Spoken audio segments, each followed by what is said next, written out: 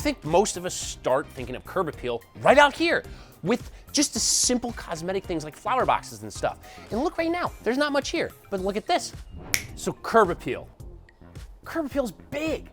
What is it? Okay, look at this. Look, I mean, it's flowers, we got landscaping, it's manicure. That's what the first thing you think about. But let's talk a little bit about curb appeal. So, a recent Wall Street Journal did a study collaborating with a number of universities and professors and found that curb appeal, and they ranked different photos, had to do with namely two things: well-manicured lawns and nice landscaping.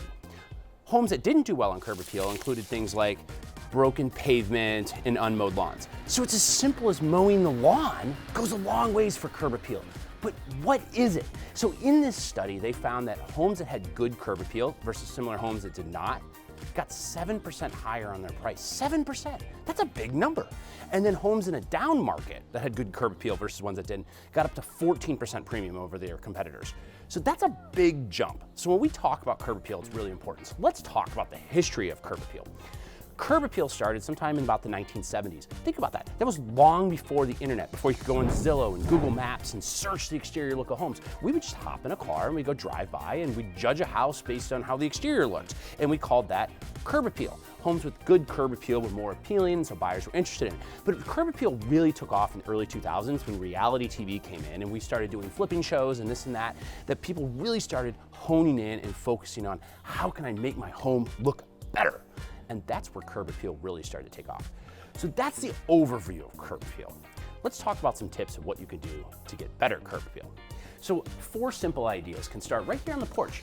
One of them is the front door. Everyone talks about the importance of the front door, and there's some simple, small things you can do to really help your home pop. One of them is add some planters. Another one is get a new door, which is a little bit more extravagant, but like a nice door that's either stained or painted. Getting new hardware is the third idea that can really help with a door. And the fourth thing is get a doormat, which I don't have, but a doormat can add some color and a little bit more pop and just make some very inviting, because it's the first thing you see when you come in a home. All right, let's talk about a second idea. So another thing is just sprucing up your landscaping. Maybe add a couple extra bushes, maybe add a couple flowers, maybe you just need to manicure and trim your hedges. Whatever you do here, just give a little bit more pop. Landscaping is a second great one. All right, let's talk about a third one. So a third item that's really easy to do is maybe you just need to spruce up your light fixtures. Maybe you just need to get something larger that's in scale or just something new. These are actually older, but the scale of them is nice and tall and it gives a real luxury feel from the street. All right, let's talk about a fourth item. The fourth item here is actually pretty simple, and anyone can really do this. And it might be as simple as just sprucing up your mailbox or the addresses that you have right above your door or on the side of your house. Just getting a new modern or even something a little bit larger that kind of pops and just calls out the house from the street is a very simple item. But look, landscaping and these general small items are just very simple, small items that add to curb appeal. The house itself is a big component. In fact, we're in the Peninsula neighborhood here. Let's go take a walk. And we can start right here. There's 4 items. One of them is the roof lines.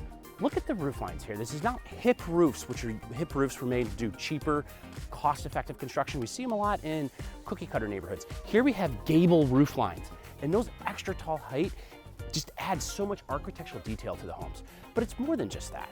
It's also maybe the second item could be things like mixing non-traditional materials together. Maybe you have brick and siding, like this house right over here, or you have shake and stone, or just those other little architectural details that can really pop, just different colors that are color combinations that make a home really stand out. A third item might be some architectural details, like for instance here we have a 2-story porch, or maybe it's like a bay window, like on this Italianate house right over here. Those extra features really add to the curb appeal. A fourth item, of course, is the landscaping and the whole street frontage, which we went over a little bit at the beginning, but doing extra gardening or having things that really help make the house pop are very important to curb appeal. So again, summary, homes that on average have curb appeal versus ones that don't will sell 7% higher. And in a down market, they can sell as high as 14% premium, according to this study by Wall Street Journal. So curb appeal is very important, and that's why we talk about it so much in these flipper shows, and realtors really hone in on that when they come interview at your house. Hey, I hope you enjoyed this video. If you want to see more videos about Iowa City and luxury real estate, make sure to subscribe down below, and we'll see you again next time.